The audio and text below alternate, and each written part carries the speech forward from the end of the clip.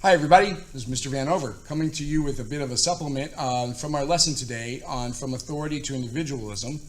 And of course we're talking about those intellectual the thoughts that were prominent at the time, society, and the changes in colonial society. So again, this is, if you remember from class today, we talked about the fact that we moved from one way of thought, or at least documented way of thought, to another. We also know that whenever you have something like the coming of a revolution, that I hope I haven't spoiled for anybody, we know that that's going to end up leading to a change and continuity over time type of topic. So let's just do a little bit of review from what we did in class today, just to make sure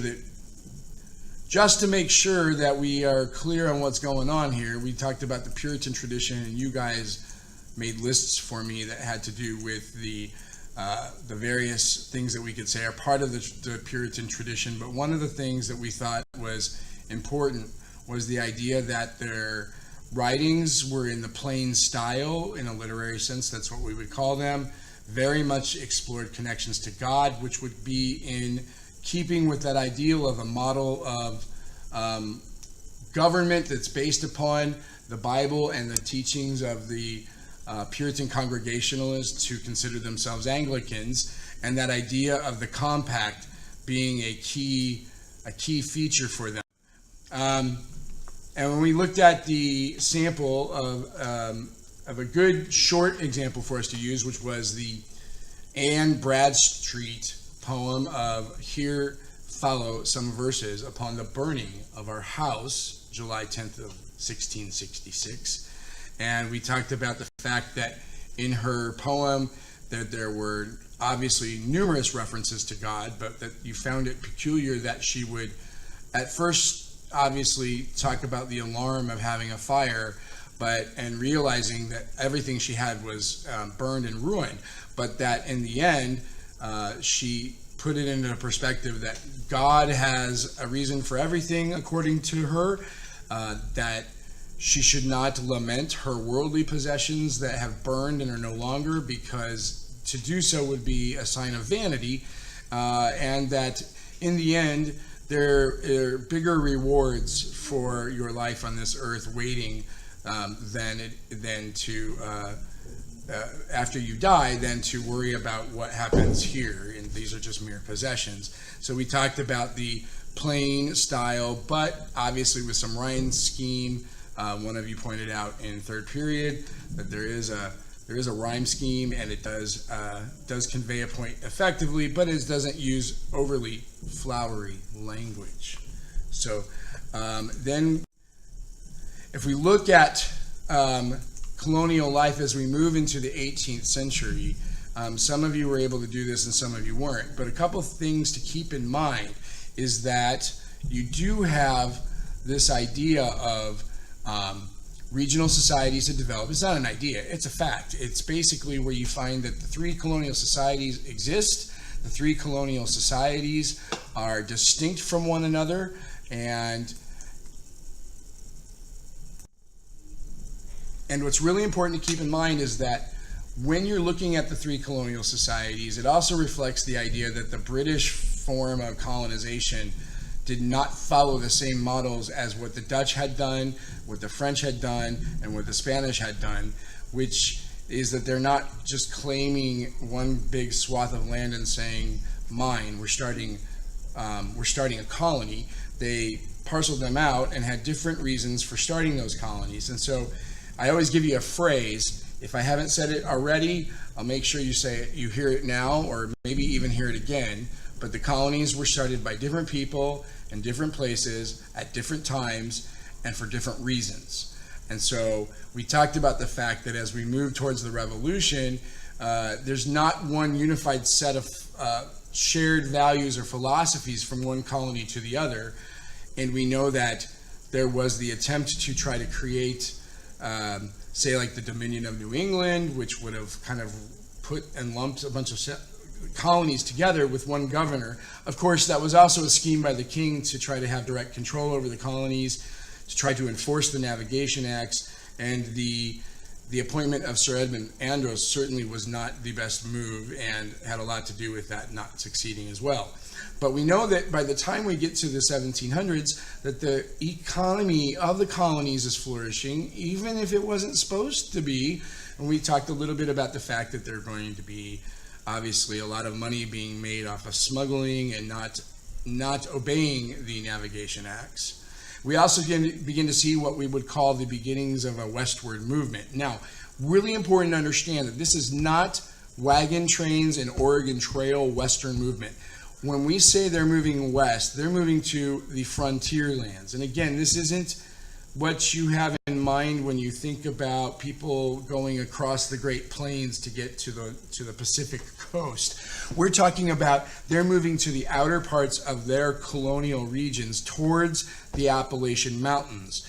Now, we also know that more and more, especially when they can find some easy ways to get across or around parts of the Appalachians, that they have their eyes set on beyond there, particularly this river that tends to flow east to west and goes through an area that we often call the Ohio River Valley. So we know that that's going to become an issue as well. With each move westward, we can see new social values being forged. And this is important to think about because this is a uniquely American thing.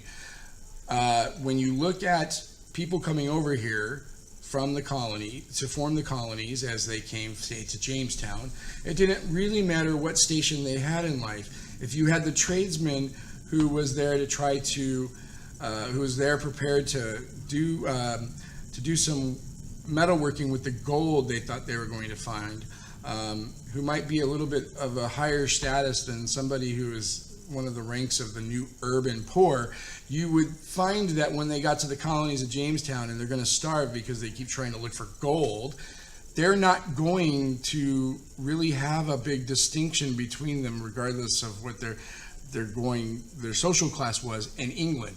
They're both trying to survive, they're both trying to live. And so what you find is that as these people move to the colonies, at least in their initial experiences, you see kind of a leveling of the social classes. However, humans being who they are, we like our social hierarchies, and we tend to find that they begin to reestablish after a certain amount of time. Now, if we're in the 18th century, we're talking 100 and plus years of colonization, depending on where you're at in the British North American colonies. So as new social classes reform, you find that when people do want to move westward, they're back in that same stage as maybe when the colonists first arrived. They're in the wilderness, and it didn't matter if you were a prominent merchant in the town from Massachusetts that you had started off venturing westward. It didn't matter if you were the poor outcast from somewhere around Philadelphia. You both were going to have to deal with Native Americans. You're going to have to deal with threats to your safety and threats to starvation and survival. So these are things that are definitely a shared experience if anyone was going westward. And so with those westward expansions, we find new social values are definitely being forged. And of course, we also know that we've got new settlers coming in as well with regard to people coming from different parts of Europe that are bringing in all of their new ideas that had been developing in Europe over time. And that's going to have an impact upon the new ideas that are forming and might be part of this change and continuity over time. Yes, I know that, Storky.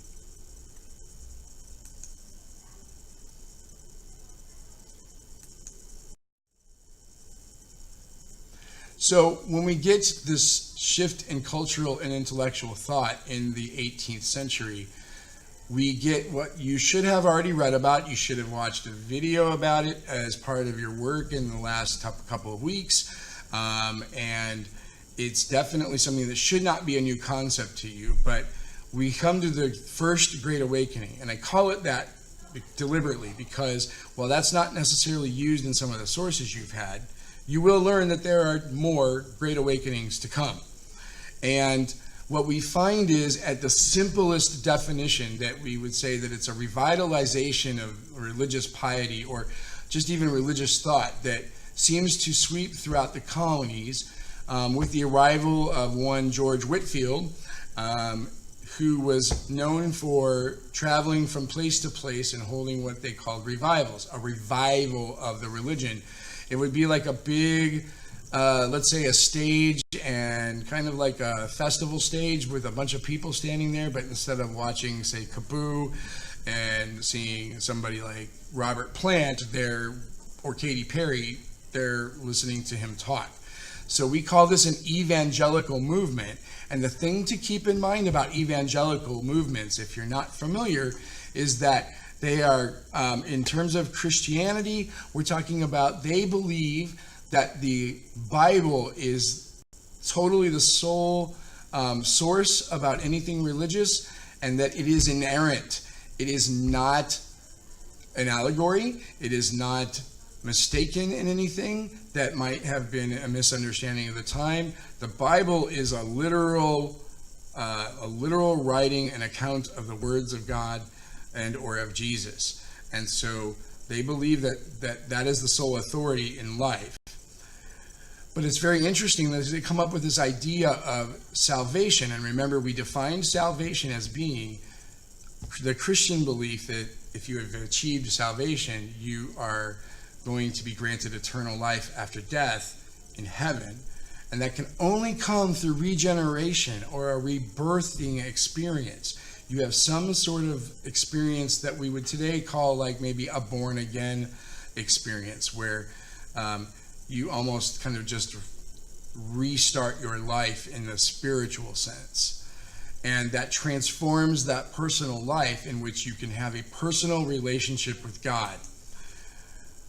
And one that we find that, unlike a lot of the records that we have with Christianity in the colonies being basically New England with Puritans, and we know that's not accurate, because we know that Pennsylvania has, they have the Quakers, who were very religiously tolerant. We know that New York, New Jersey, and the middle colonies, they definitely had much greater amount of religious diversity than in other parts of the colonies.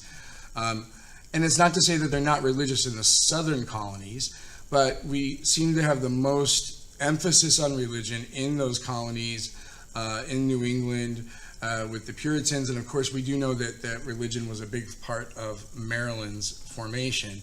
But we see with the Great Awakening, the first Great Awakening, that this movement tends away from New England, and you get the New Lights, which are people who were not, especially if you look in New England, people that had differences with the older established religions, say, such as the Congregationalists, who didn't necessarily even believe things like the Halfway Covenant really answered for some of the things that they had differences with. And they didn't think the older established religions were maybe answering the call that the people were trying to give and to place, which is that they needed something different.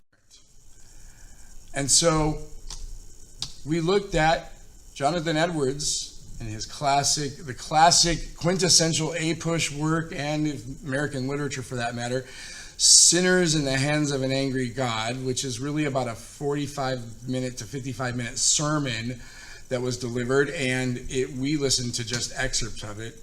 And I want you to think what you notice are the differences between Jonathan Edwards and Anne Bradstreet. We definitely hear a lot more of what we call a firebrand. We hear somebody that is definitely appealing to the fear and emotional response of the listeners, to fear what would happen if they do not appease their angry God by believing in what he teaches and living a life according to what the Bible tells us is the preferred life of one who is holy. And if we look at how it exemplifies the first Great Awakening, that's something really to think about in terms of the sense that your religion becomes way more personal. And if we want to look at a few things, about why it might happen, we would talk about why you think these dramatic revivals were to occur, and as well as anything else that might be logical that would make sense based upon what what you just think about and speculate, which we talk about, you have to do quite a bit, but also what you have read and what you've watched. We will say this much for time's sake.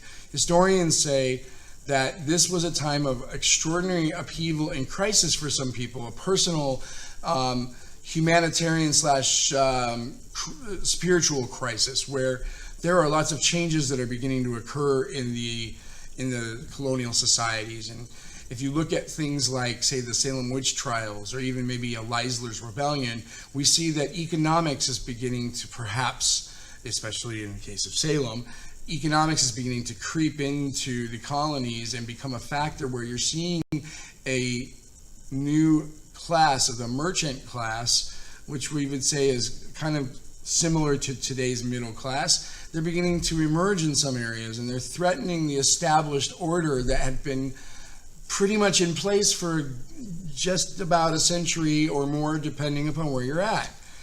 And we also know that the people coming over here are coming from European homelands, that as the rise of nationalism begins to really begin its slow advancement as we move to the 1700s, that they're having a lot of political instability in places like France and in Prussia and Spain. These areas are causing people to leave, and that is, again, that's in and of itself disruptive. So people are coming to British North America. We're starting to see the population of the British colonies. They're beginning to move further to the south, and they are desiring to move towards the west. And so that's bringing in that frontier lifestyle we talked about, where your social classes didn't really matter, because you have harsh living conditions. You have Indian attacks. Families become fragmented. They break up because maybe the father, let's say, goes to the new area first with the promise of sending for the family, which then force women into new head of household roles that they never previously needed to assume, perhaps. And death is a constant feature in colonial society, as it is in Europe as well. These people don't know about washing your hands and soap being a effective preventative to keeping you from getting sick and passing on disease and infection. They don't have medical treatments that we have today. They don't know how to deal with some of those things. And this is where I give you what I call my Vanover historical truism, and that is that social instability leads to people desiring and clinging to safe behaviors. They want something that's going to make them feel better, and they want something that's going to make them feel safe. And that's going to be the basis for what we know might usher in these. This is going to be the basis for what might usher in these religious revivals, in which we essentially look at people that believe that the Great Awakening, the First Great Awakening, helps to shape the intellectual climate of the 18th century, and more importantly, creates the values that would be appropriate to the coming of the revolution and the establishment of a new nation. So we have to, I will leave you with that idea so that you can understand that we're going to start our next class off with this information. You could possibly be asked something to do with this information, and you would maybe need to review your Great Awakening information that you've already come across. So with that, I will say peace out, and I will see you soon.